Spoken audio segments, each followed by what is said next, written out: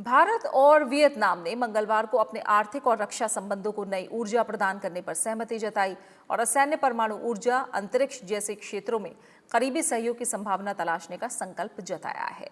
Bharat Vietnam संयुक्त आयोग की डिजिटल माध्यम से आयोजित बैठक की सह अध्यक्षता विदेश मंत्री एस जयशंकर और वियतनाम के उनके समकक्ष फाम बिन मिन्ह ने की। भारत वियतनाम संयुक्त आयोग की 17वीं बैठक मंगलवार को हुई। इस बैठक में दोनों देशों ने सामरिक गठजोड़ में हाल के घटनाक्रमों की समीक्षा की। दोनों देश आर्थिक और रक्षा संबंधों को नई गति प्रदान करने पर भी सहमत हुए। इसके अलावा दोनों पक्ष असैन्य परमाणु ऊर्जा, अंतरिक्ष, समुद्री विज्ञान, नई प्रौद्योगिकी सहित उभरते क्षेत्र में करीबी सहयोग बढ़ाने की संभावना तलाशने पर भी सहमत हुए हैं।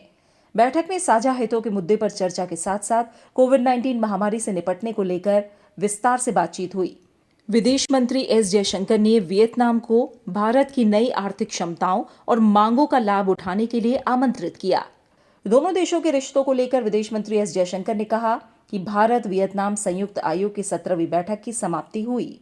वियतनाम के उप प्रधानमंत्री और विदेश मंत्री फाम बिन मिन्ह को सह अध्यक्षता के लिए धन्यवाद। भारत और वियतनाम के बीच व्यापक रणनीतिक साझेदारी का मकसद इंडो पैसिफिक क्षेत्र में शांति, सुरक्षा और समृद्धि स्थापित करना है। I would like to compliment Vietnam for its success in managing the pandemic, and I think that is very widely recognized. And over these 38 years, there have been many changes in the world, but perhaps what has not changed has been the India-Vietnam relationship.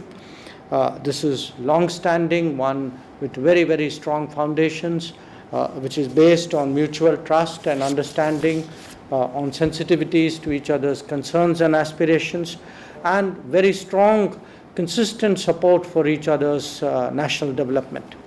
दोनों पक्षों ने संयुक्त राष्ट्र सुरक्षा परिषद सहित बहुस्तरीय मंचों पर करीबी समन्वय बनाने पर सहमति जताई। साथ ही आसियान ढांचे के तहत महत्वपूर्ण क्षेत्रीय मंचों पर सहयोग और समन्वय बढ़ाने पर भी सहमति जताई है। बैठक में दोनों देशों ने भारत के हिंद प्रशांत सागर पहल की तर्ज पर द्विपक्षीय सहयोग बढ़ाने पर भी रजामंदी जताई है। Bureau report, Rajya Sabha TV.